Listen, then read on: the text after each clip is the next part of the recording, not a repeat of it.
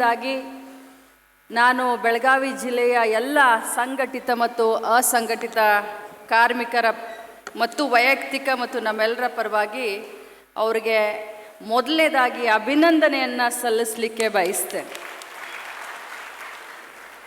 ಬಹಳಷ್ಟು ಜನ ಕಾರ್ಮಿಕ ಇಲಾಖೆಯ ಸಚಿವರಾದರು. ಆದರೆ ಸಂತೋಷ್ ಲಾಡ್ ಅವರು ಈ ಇಲಾಖೆಯ ಜವಾಬ್ದಾರಿಯನ್ನು ಹೊತ್ಕೊಂಡ ಮೇಲೆ ವಿಶೇಷವಾದಂಥ ಅವರ ಕಾಳಜಿ ನಮ್ಮ ಕಟ್ಟಡ ಕಾರ್ಮಿಕರಾಗಿರಬಹುದು, ಬೇರೆ ಬೇರೆ 91 ಸೆಕ್ಟರ್ ಅಂತ ಗುರುತಿಸಿದ್ದಾರೆ. ನಿಮ್ಮೆಲ್ಲರಿಗೋಸ್ಕರ ಇಡೀ ರಾಜ್ಯದಲ್ಲಿ ಸುತ್ತಾಡಿ ತಮ್ಮ ಶ್ರೇಯೋಭಿವೃದ್ಧಿಗೆ ಹಗಲು ರಾತ್ರಿ ಸಂತೋಷ್ ಲಾಡ್ ಅವರು ಕೆಲಸ ಮಾಡ್ತಾ ಇದ್ದಾರೆ ಅಂತ ಹೇಳಿ ಈ ಮೂಲಕ ಹೇಳಲಿಕ್ಕೆ ಬಯಸ್ತೇನೆ. ಕಾರ್ಯಕ್ರಮದಲ್ಲಿ ಉಪಸ್ಥಿತರಿರುವಂಥ ಜಿಲ್ಲಾ ಉಸ್ತುವಾರಿ ಸಚಿವರು ಶ್ರೀ ಸತೀಶಣ್ಣ ಜಾರಕಿಹೊಳಿ ಅವರ, ಕಾರ್ಯಕ್ರಮದ ಅಧ್ಯಕ್ಷತೆಯನ್ನು ವಹಿಸಿಕೊಂಡಂಥ ಬೆಳಗಾವಿ ಉತ್ತರ ಕ್ಷೇತ್ರದ ಶಾಸಕರಾದಂಥ ರಾಜು ಸೇಠ್ ಅವರೇ, ಕಿತ್ತೂರು ಶಾಸಕರಾದಂಥ ಬಾಬಾ ಸಾಹೇಬ್ ಪಾಟೀಲ್ ಅವರೇ, ಈ ಒಂದು ಕಾರ್ಯಕ್ರಮದಲ್ಲಿ ಬಹಳಷ್ಟು ಕಾರ್ಮಿಕ ಇಲಾಖೆಯ ಅಧಿಕಾರಿಗಳು ಬಂದಿದ್ದಾರೆ. ಅದೇ ರೀತಿ ನಮ್ಮ ನಮ್ಮ ಅಧ್ಯಕ್ಷರಾದಂಥ ಚಿಂಗ್ಳೆ ಅವರೇ, ಭಾಳಷ್ಟು ಜನ ವೇದಿಕೆ ಮೇಲೆ ಗಣ್ಯಮಾನ್ಯರಿದ್ದಾರೆ, ಮಾಧ್ಯಮದ ಸಹೋದರಿದ್ದಾರೆ. ಸಂತೋಷ್ ಲಾಡ್ ಅವರು ಮಾತಾಡ್ತಾ ಕೂತ್ಕೊಂಡಾಗ ಹೇಳಿದರು, ಅನ್ಆರ್ಗನೈಸೇಷನ್ ಸೆಕ್ಟರ್ನಲ್ಲಿ 91 ಸೆಕ್ಟರ್ಗಳನ್ನು ಗುರುತಿಸಿದ್ದಾರೆ. ಮೊದಲು ಬರೀ 27 ಇತ್ತು. ನಾನು ಓದ್ಕೊಂಡು ಕೂತ್ಕೊಂಡಿದ್ದೆ.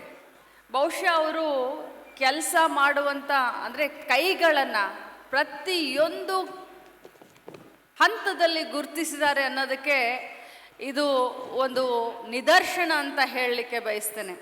ಸಂತೋಷ್ ಲಾಡ್ ಅವರೇ, ಯಾವ ಸೆಕ್ಟರ್ನ ತಾವು ಬಿಟ್ಟಿದ್ದೀರಾ?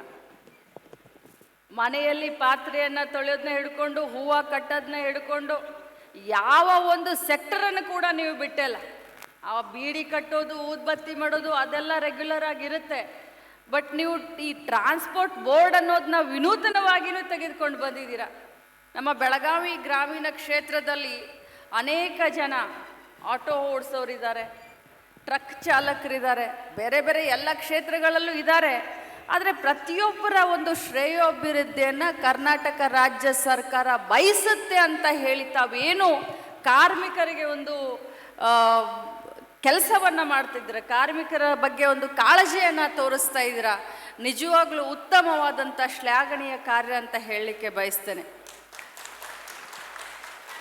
ಕಾಂಗ್ರೆಸ್ ಪಕ್ಷದ ಸರ್ಕಾರ ಬಂದಾಗ ಬಂಧುಗಳೇ, ಅದು ಯಾವಾಗಲೇ ಬರಲಿ, ಅದು ಕೇಂದ್ರದಲ್ಲಿ ಬರಲಿ, ರಾಜ್ಯದಲ್ಲಿ ಬರಲಿ, ಎಲ್ಲರನ್ನ ಒಳಗೊಂಡಂಥ ಸಮಾನ ಅವಕಾಶವನ್ನು ಕೊಡುವಂಥ, ಎಲ್ಲರ ಅಭಿವೃದ್ಧಿಯನ್ನು ಬಯಸುವಂಥ ಸರ್ಕಾರ ಕಾಂಗ್ರೆಸ್ ಪಕ್ಷದ ಸರ್ಕಾರ ಯಾವಾಗಲೇ ಬಂದರೂ ಅದು ತೆಗೆದುಕೊಳ್ಳುತ್ತೆ ನಿರ್ಧಾರವನ್ನಂತ ಹೇಳಲಿಕ್ಕೆ ಬಯಸ್ತೇನೆ. ಇವತ್ತು ನೋಡಿ, ಮಹಿಳೆಯರಿಗಾಗಿ ಅನೇಕ ಕಾರ್ಯಕ್ರಮವನ್ನು ತೆಗೆದುಕೊಂಡು ಬಂದಿದ್ದೀವಿ, ರೈತರಿಗಾಗಿ ತೆಗೆದುಕೊಂಡು ಬಂದಿದ್ದೀವಿ, ಕಾರ್ಮಿಕರಿಗೆ ನಾನೇ ಓದಿ ನನಗೆ ಒಂಥರ ಆಶ್ಚರ್ಯ ಆಯಿತು. ಸಂತೋಷ್ ಲಾಡ್ ಅವರು ಇಷ್ಟೊಂದು ಡೀಪ್ ಆಗಿ ಇಲಾಖೆಯನ್ನು ನಿರ್ವಹಣೆ ಮಾಡ್ತಾ ಇದ್ದಾರೆ ಅಂದರೆ ನನಗೆ ತುಂಬ ಖುಷಿ ಆಯಿತು.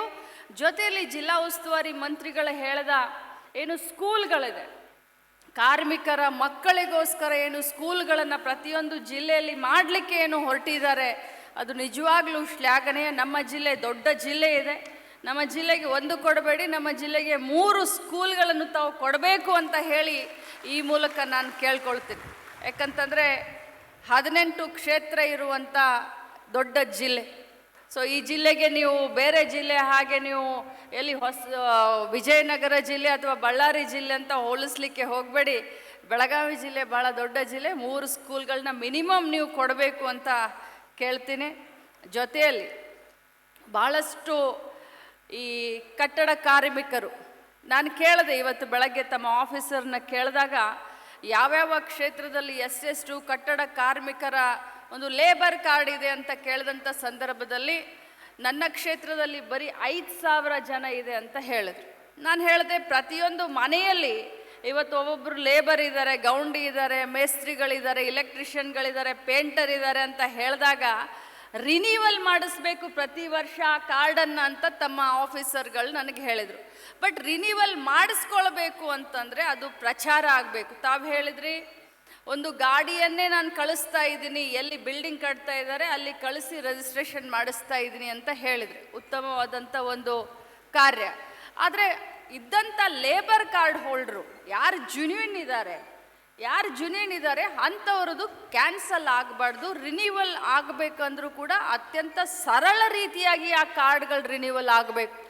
ಯಾಕಂತಂದರೆ ಇಷ್ಟೆಲ್ಲ 91 ಸೆಕ್ಟರ್ನಲ್ಲಿ ತಾವು ಕಾರ್ಮಿಕರನ್ನ ಸೇರಿಸ್ಕೊಂಡಂಥ ಸಂದರ್ಭದಲ್ಲಿ ನಿಜವಾದ ಅರ್ಥದಲ್ಲಿ ಯಾರು ಕಾರ್ಮಿಕರಿದ್ದಾರೆ ಅಂಥವ್ರಿಗೆ ಅನ್ಯಾಯ ಆಗಬಾರ್ದು. ಅವ್ರು ರಿನ್ಯೂವಲ್ ಆಗಲಿಲ್ಲ ಅಂತಂದರೆ ಅವ್ರಿಗೆ ಸರ್ಕಾರದ ಯಾವುದೇ ಸೌಲಭ್ಯ ಸಿಕ್ಕೋದಿಲ್ಲ. ಸೊ ಆ ರಿನ್ಯೂವಲ್ ಮಾಡೋದು ಎಷ್ಟು ಕಾರ್ಮಿಕರಿಗೆ ಜವಾಬ್ದಾರಿ ಇದೆಯೋ ಮಾಡಿಸ್ಕೊಳ್ಳೋದು ಕೂಡ ಕಾರ್ಮಿಕ ಇಲಾಖೆ ಎಲ್ಲ ಸಿಬ್ಬಂದಿಗಳ ಜವಾಬ್ದಾರಿ ಕೂಡ ಇದೆ. ಅಡ್ವರ್ಟೈಸ್ಮೆಂಟ್ ಮಾಡಬೇಕು. ತಮ್ಮ ಲೇಬರ್ ಇನ್ಸ್ಪೆಕ್ಟರ್ಗಳು ಊರಿಗೆ ಹೋಗಿ ಈ ಒಂದು ರಿನ್ಯೂವಲ್ ಜಾಥಾ ಥರ ಮಾಡಬೇಕು. ಯಾಕಂತಂದರೆ ನಮ್ಮ ಕಾರ್ಮಿಕರು ಬಹಳಷ್ಟು ಮುಗ್ಧರು.